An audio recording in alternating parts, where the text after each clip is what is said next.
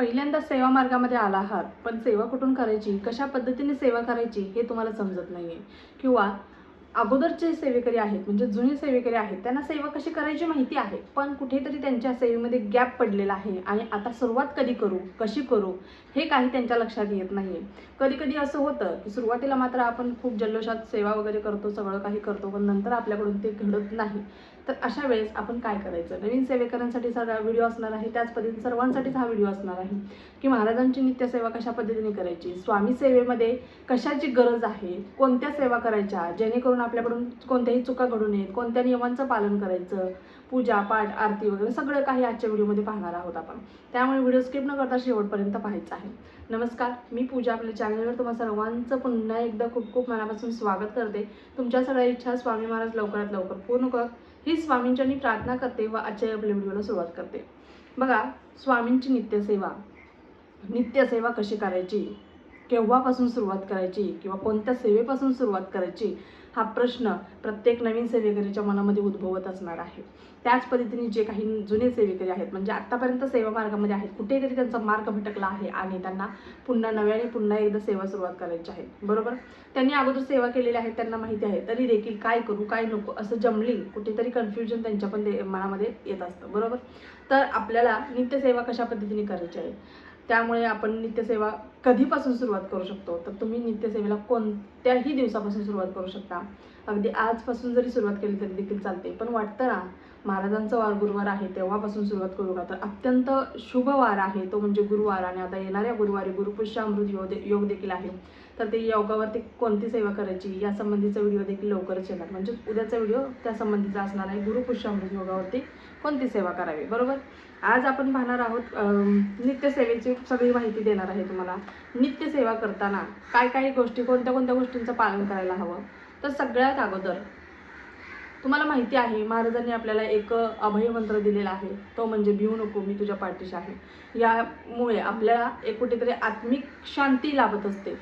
आपल्याला मनामध्ये आपल्या भय राहत नाही, कुणाचंही भय राहत नाही. आणि जरी भय आलं तर आपण लगेचच महाराजांचा तो अभयमंत्र जो आहे तो आठवतो, तो म्हणजे भिवू नकोस मी तुझ्या पाठीशी आहे. अशक्य ही शक्य करतील स्वामी, या विश्वासाच्या आधारावरच लाखो लोक, करोडो लोक, लाखो संख्येने अक्कलकोटला दर्शनाला जातात. प्रत्येक व्यक्ती काही ना काहीतरी अनुभव आल्याशिवाय तिथेपर्यंत जात नाही, किंवा याने सांगितलं त्याने सांगितलं म्हणून तिथे जात नाही. प्रत्येकाला काही ना काहीतरी अनुभव प्रचिती दिलेली आहे महाराजांनी. आणि फक्त पारायण करून हे करून ते करून महाराज पावत नाहीत. लक्षात घ्या, तुमच्यातला मीपणा संपायला हवा. नित्यसेवेला सुरुवात करायची आहे तर सगळ्यात अगोदर मीपणाचा नाश करायचा आहे तुम्हाला. मीपणा पूर्णपणे जाऊन खाक करायचा आहे. म्हणजे माझं, मी केलं, हे केलं, माझं आहे ते, माझं मीपणाचा डंका अजिबात मिरवायचा नाही कुठे सुद्धा. मी स्वामी सेवेकरी आहे प्रत्येक व्यक्तीला सांगत बसायचं नाही. तुमच्या चरित्रातून, तुमच्या वागण्यातून, बोलण्यातून समोरच्या व्यक्तीला समजून येतं की तुम्ही स्वामी सेवेकरी आहात. स्वतःहून सांगत बसायचं नाही की मी स्वामी सेवेकरी आहे, मी हे आहे, मी ते आहे, हे माझं आहे, ते माझं आहे. अजिबात नाही. पहिल्यांदा मीपणाचा नाश करायचा आहे तुम्हाला. बरोबर, त्यामुळे सगळ्यात पहिली सुरुवात स्वामींची सेवा करायची असेल तर सगळ्यात पहिली सुरुवात तुमच्या या मीपणाचा नाश करण्यापासून तुम्हाला करायची आहे. कोणत्याही गोष्टीचा गर्व तुमच्या मनामध्ये येता कामा नये. त्यामुळे गर्वित होऊन कधीही सेवा करायची नाही, एवढं लक्षात घ्या. अजिबात नाही. आणि ही सेवा करत असताना काही नियमांचं देखील पालन करायचं आहे आपल्याला. सगळ्यात अगोदर तुम्हाला तर मीपणाचा नाश करायचा आहे. नंतर आता ही सेवा कशासाठी करायची हे देखील तुम्हाला कळलं पाहिजे की नित्यसेवा का करू, कशासाठी करू. काहीतरी मिळावं म्हणूनच दरवेळेस आपण सेवा करायची नसते. कारण प्रत्येक गोष्टीतून आपण लाभ मिळवत असतो, म्हणजे कशातून काय मिळतं हे बघत असतो. तर काही मिळवण्यासाठी कधीही सेवा करू नका. ही सेवा आत्मिक शांतीसाठी, मनाच्या शांतीसाठी, मानसिक शारीरिक शांतीसाठी आपल्याला करायची आहे. त्याच पद्धतीने कुठेतरी आपण त्या सेवेतून काहीतरी मिळतंय म्हणून ती सेवा कधीच करायची नाही, एवढं लक्षात घ्या. त्या सेवेतून सगळं काही महाराज तुम्हाला न मागता देतात. तुमच्यासाठी जे योग्य आहे तेच तुम्हाला मिळत असतं. त्यामुळे मला या सेवेतून काय मिळेल, मी रोज सेवा करते पण मला काहीच भेटत नाही, जेवढी तुम्ही महाराजांची सेवा करता तेवढी महाराज जास्त परीक्षा घेतात. आणि महाराज बघत असतात की तुम्ही कुठंपर्यंत ही दुःख किंवा या यातना सहन करू शकता. आणि त्या यातना तुम्हाला एकदम सहन करण्याच्या पलीकडे सुद्धा जाऊ देत नाहीत महाराज, एवढं लक्षात घ्या. फक्त ते तुमची परीक्षा बघत असतात. आणि जर तुम्ही एकदा त्या परीक्षेमध्ये खरे उतरलात की महाराज तुम्ही जो विचार केला नाही त्यात ते देखील तुमच्या पायाशी त्याचं लोटांगण घालून ठेवतात. पण जे योग्य आहे आणि योग्य वेळेवरच तुम्हाला देतात. योग्य वेळ यायच्या अगोदर कोणतीही गोष्ट तुम्हाला भेटत नाही. त्यामुळे आणि जे योग्य आहे तेच तुम्हाला मिळतं.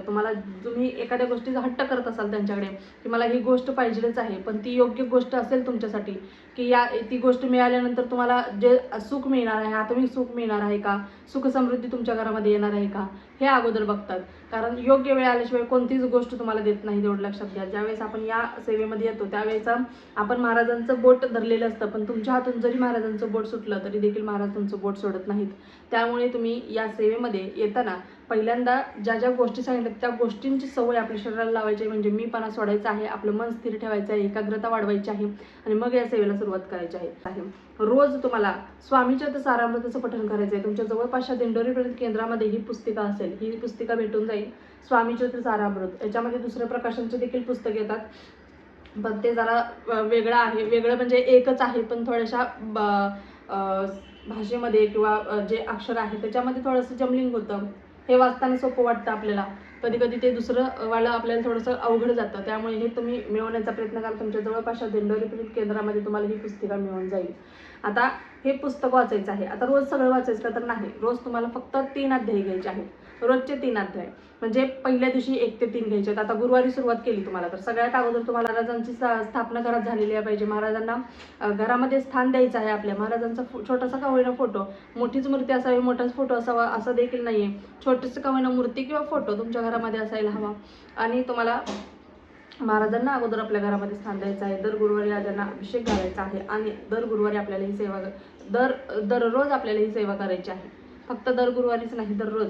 आणि जर नाही शक्य तर तुम्ही फक्त गुरुवारी तुम्ही रोज हे 7 अध्याय 21 अध्याय वाचले तरी देखील चालणार आहेत. पण नित्य सेवा कशाला म्हणतात, रोज 3-3 अध्याय तुम्हाला घ्यायचे आहेत. अध्याय अगदी छोटेसे आहेत, तुम्हाला मी दाखवते बघा. आता इथे पहिला अध्याय सुरू होतो, हा पहिला अध्याय आहे आणि हा अध्याय इथे संपूर्ण इथे दुसरा अध्याय सुरू होतो, इथे तिसरा अध्याय सुरू होतो, नंतर इथे चौथा आहे, इथे 5वा आहे. अशा पद्धतीने छोटे छोटे अध्याय आहेत. हे पुस्तक वाचून व्हायला संपूर्ण एका बैठकीत जर वाचायचं असेल तर तुम्हाला पाऊण तास जातो. वाचण्याच्या स्पीडनुसार प्रत्येकाचं थोडंसं पुढे मागं होऊ शकतं.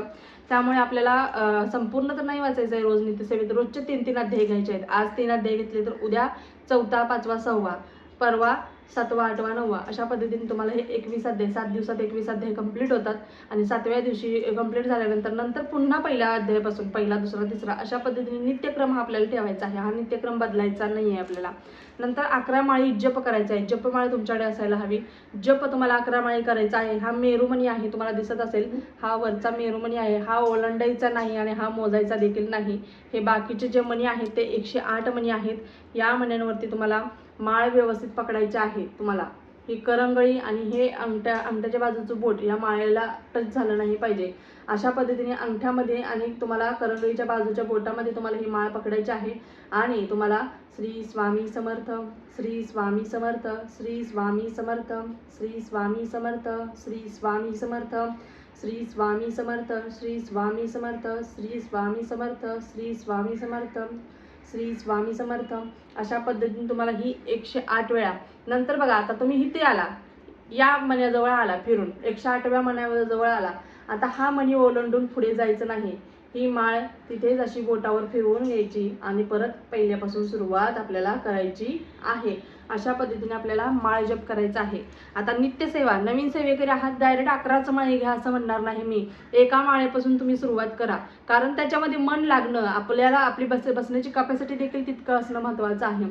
त्यामुळे पहिल्यांदा तुम्ही एका माळेपासून सुरुवात करा. तुम्हाला वाटते मी अजून बसू शकते तर तुम्ही एक माळ करत करत वाढवा. अशा 11 माळी तुम्ही करा. नंतर तुम्हाला 11 वेळा तारक मंत्र म्हणायचा आहे. तारक मंत्र देखील पहिल्यांदा एकदाच म्हणा. जेव्हा तुमचा तोंड पाठ होईल त्यावेळेस तुम्ही 11 वेळा एक संख्येने तुम्ही वाढवू शकता तारक मंत्र देखील. म्हणजे एकदम त्या सेवेमध्ये पडायचं नाही. रोजचे 3 अध्याय घ्यायचेच आहेत आपल्याला, पण 11 माळीच्या ऐवजी 1 माळ घ्या, किंवा तारक मंत्र 11 वेळा बोलण्यापेक्षा 1 वेळा बोला, म्हणजे ही नित्यसेवा झाली. महाराजांची रोजच्या रोज आपल्याकडून ही सेवा घडणार आहे. तर अशा पद्धतीची ही नित्यसेवा असणार आहे. नित्यसेवेच्या काळात आता काय करायचं, आता भरपूर लोक म्हणतात मांसाहार पाळावा का, तर याच्यामध्ये गरज नाही आहे. पण तुम्हाला माहिती आहे या दिवशी आपल्या घरामध्ये करतात, तर अशा दिवशी तुम्ही करायची नाही सेवा. तुम्हाला माहिती आहे नाही या दिवशी आपल्यात करणार आहेत, तर त्या दिवशी तुम्ही सेवा करायची नाही. अशा दिवशी आपण पठण करायचं नाही. आपल्याला माहिती आहे ना आपल्या घरामध्ये या दिवशी केलं जातं, तर त्या दिवशी पठण करायचं नाही. अशा पद्धतीने फक्त हा एक नियम आहे. बाकीचे कोणत्याही प्रकारचे यामध्ये नियम नाही आहेत, अटी नाही आहेत. फक्त तुम्हाला रोज नित्यसेवा करायची आहे. तुम्हाला घरामध्ये जो काही स्वयंपाक तुम्ही बनवता त्याचाच नैवेद्य महाराजांना दाखवायचा आहे. असं वेगळंच काहीतरी दाखवावं असं काही नाही आहे. त्यामुळे साग्र संगीतच महाराजांना आवडत असं नाही आहे. तुमचा भाव किती महत्त्वाचा आहे, तुम्ही शुद्ध अंतःकरणापासून किती सेवा करताय आणि तुम्ही किती पवित्र मनाने ही सेवा करताय याला अतिशय महत्त्व आहे. महाराजांना तुमच्याकडून काही देखील नको आहे. तुमच्याकडून फक्त निस्वार्थपणे केलेली सेवा त्यांना हवी आहे. त्यामुळे या नित्यसेवेमध्ये ही एक गोष्ट ठेवायची आहे, हा नित्यक्रम असाच चालू ठेवायचा आहे. आणि या नित्यसेवेसोबतच तुम्ही अन्य इतर कोणत्या सेवा करणार असाल तर त्या देखील तुम्ही सेवा करू शकता. पण ही नित्यसेवा आहे, अशा पद्धतीने ही नित्यसेवा करायची असते. या नित्यसेवेमध्ये फक्त इतक्याच नियमांचं पालन करायचं की आपल्या हातून कोणत्याही प्रकारचं गैरवर्तन घडणार नाही, आपल्या हातून कोणत्याही प्रकारची चूक घडणार नाही किंवा आपल्या हातून कोणाचा अपमान घडणार नाही. एवढी एक गोष्ट लक्षात ठेवायची आहे. रोज आरती करायची आहे, एक टाईम आरती करा आणि महाराजांना मुजरा करायला विसरायचं नाही. रात्री झोपताना दिवसभरामध्ये जे काही झालं ते महाराजांशी बोलून बघा. आपण आपल्या मित्रमैत्रिणींशी बोलतो त्याच पद्धतीने महाराजांशी बोलून बघा. तुमचं मन नक्कीच हलकं होणार आहे आणि त्यातून मार्ग देखील तुम्हाला सापडणार आहेत. कारण महाराज स्वतः अंधारातून प्रकाशाकडे जाणारा मार्ग आपल्या भक्तांना दाखवत असतात. त्यामुळे प्रत्येक व्यक्तीने आपलं मन मोकळं करावं महाराजांसमोर, आपली आई समजून, आपली मैत्रीण समजून. त्यामुळे नक्कीच तुम्ही मन मोकळं करून पहा. दिवसभरात जे जे काही झालं ते सांगा, रडायला आले तर रडा, सगळं काही करा आणि ही नित्यसेवा फक्त करा. महाराज नक्की 100% तुमच्या प्रत्येक दुःखातून तुम्हाला तारणार म्हणजे तारणार आहे. त्यामुळे तुम्हाला अशा पद्धतीने ही सेवा करायची आहे. अजून देखील तुमच्या काही शंका असतील तर नक्कीच कमेंट बॉक्समध्ये विचारा. आपल्या चॅनलवर प्रत्येकाच्या शंकेचे निरसन नक्कीच केले जाते. या सेवेसाठी वेळ म्हणाल तर सकाळी 12 ते 12:30 ही वेळ फक्त तुम्हाला चुकवायची आहे. म्हणजे त्यावेळेस तुम्हाला सेवा करायची नाही, कारण हीच वेळ महाराजांच्या दत्त महाराजांच्या भिक्षेची वेळ आहे, विश्रांतीची वेळ आहे. त्यामुळे तुम्हाला या वेळामध्ये कोणत्याही प्रकारची सेवा करायची नाही. दिवसभरामध्ये तुम्ही सकाळ, संध्याकाळ, दुपार केव्हाही ही सेवा करू शकता. याच्यामध्ये नियमांचं बाकीचं टाईम याच वेळेत करावी असं काही पालन नाही. तुमच्या वेळेनुसार तुम्ही व्यवस्थित केव्हाही सेवा करू शकता. त्यामुळे नक्कीच तुम्हाला हा व्हिडिओ आवडला असेल असं मी गृहीत धरते. तरी देखील तुमच्या काही शंका असतील तर नक्कीच कमेंट बॉक्समध्ये कमेंट करा. आपल्या चॅनल प्रत्येकाच्या शंकेचे निरसन केले जाते. व्हिडिओ आवडला असल्यास व्हिडिओला लाईक करा, शेअर करा, सबस्क्राईब करा. पुन्हा एकदा व्हिडिओ अशाच एका नवीन व्हिडिओसोबत. तोपर्यंत झालेली सेवा स्वामींच्या मी रुजू करते. श्री स्वामी समर्थ. धन्यवाद.